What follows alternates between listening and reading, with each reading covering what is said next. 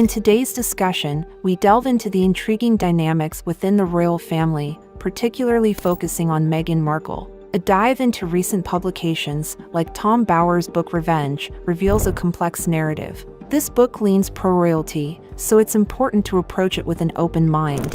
It sheds light on the conflicts Meghan allegedly stirred and questions the authenticity of her claims regarding racism within the royal family. While acknowledging the royal family's not-so-spotless history with racial remarks, recalling Prince Philip's controversial comments, the book argues that there's no concrete evidence of racism directed towards Meghan. It's crucial to note that Prince Philip's remarks, though problematic, might reflect his time more than his personal beliefs. The narrative around Meghan is intricate. She's portrayed as someone craving the royal lifestyle without the responsibilities that come with it, like charity work.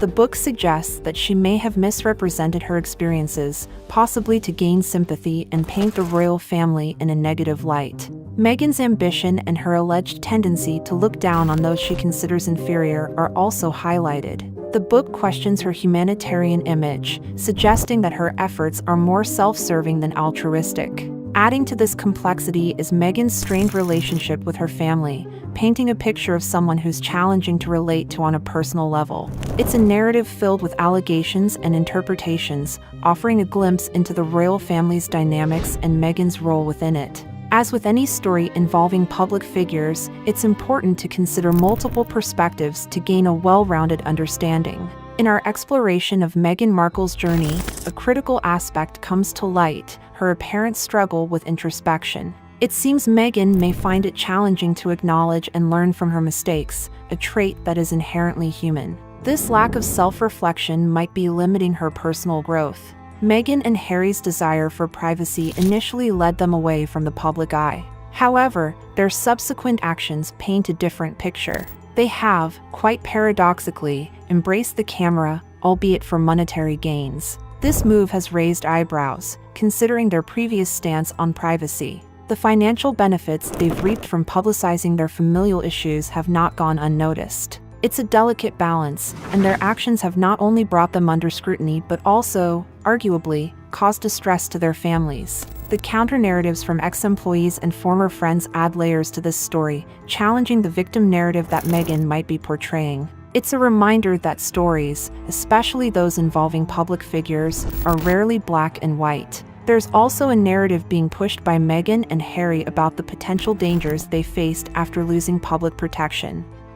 However, these claims are speculative and have not been substantiated by real events. It's a series of what-ifs that haven't materialized but are used to build a certain narrative. Meghan's numerous complaints and the alleged falsehoods she has spread about her experiences with the royal family suggest a deeper motive. It appears she may be seeking retribution rather than reconciliation or improvement of her situation. This desire for payback adds a complex layer to her story, making it difficult to discern her true intentions. As observers, it's essential to sift through these narratives with a critical eye, understanding that the truth often lies in a gray area. Diving deeper into Meghan Markle's narrative, it becomes increasingly clear that her actions may be driven by personal gain. There's a growing perception that Meghan desires to disrupt the lives of others, aiming to benefit herself financially and in terms of public attention. This pattern, repeatedly observed, moves beyond mere speculation and into the realm of observable behavior.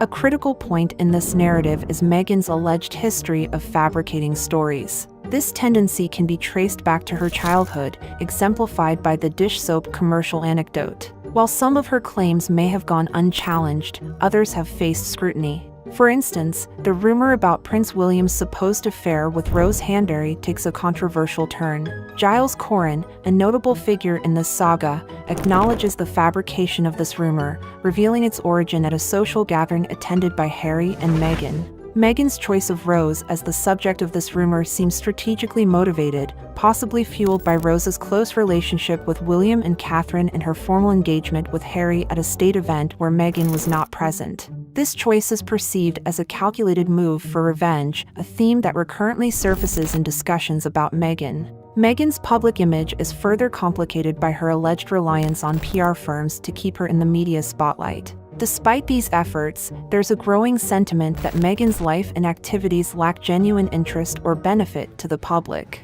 Described as boring and transparent, her attempts to stay relevant are viewed critically. This portrayal of Meghan as someone primarily focused on self-interest, retaliation, and maintaining public attention raises important questions about her intentions and impact. It's a narrative that invites further discussion and examination, considering the complexities of her public persona. Let's delve into this conversation and explore these perspectives. Let's continue our lively discussion on Meghan and Harry, referencing some insightful comments from our recent video titled Sad Truth. A viewer, Aquarius, shared an interesting perspective, noting the diminishing public interest in Meghan and Harry.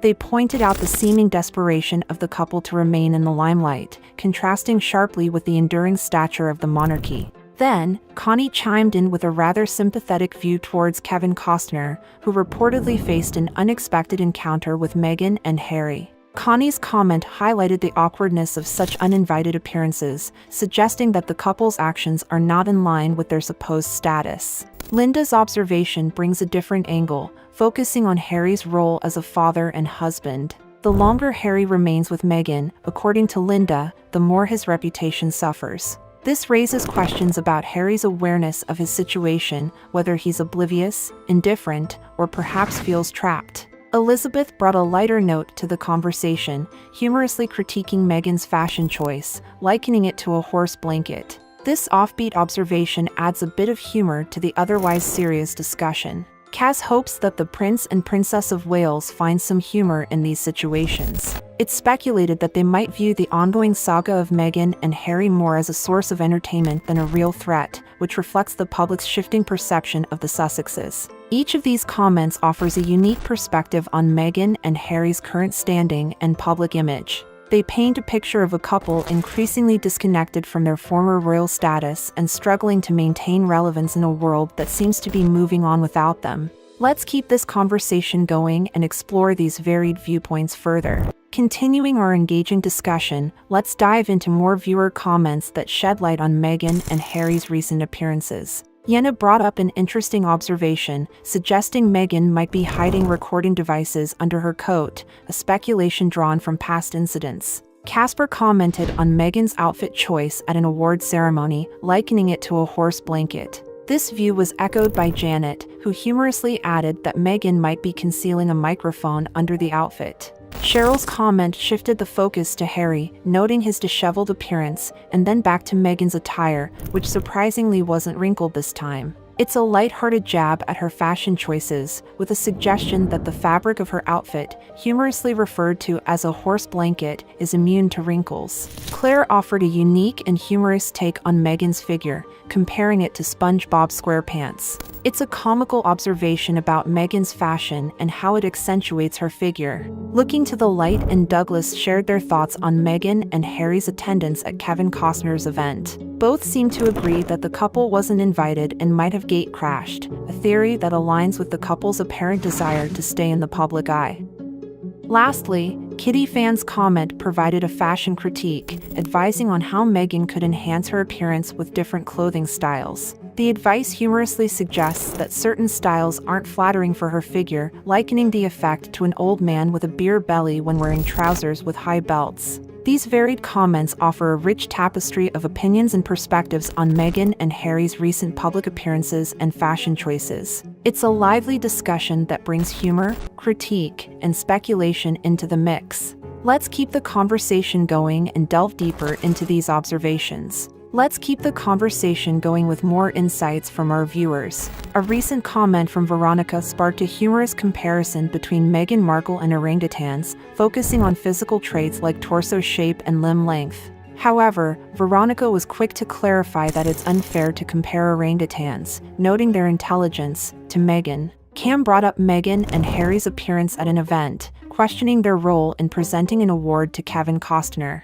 Their unexpected participation on stage raised eyebrows, especially considering the apparent discomfort it caused Costner. Lynn's comments suggested that Kevin Costner should have been more vocal about the couple's intrusion, contrasting his politeness with Meghan and Harry's perceived social missteps.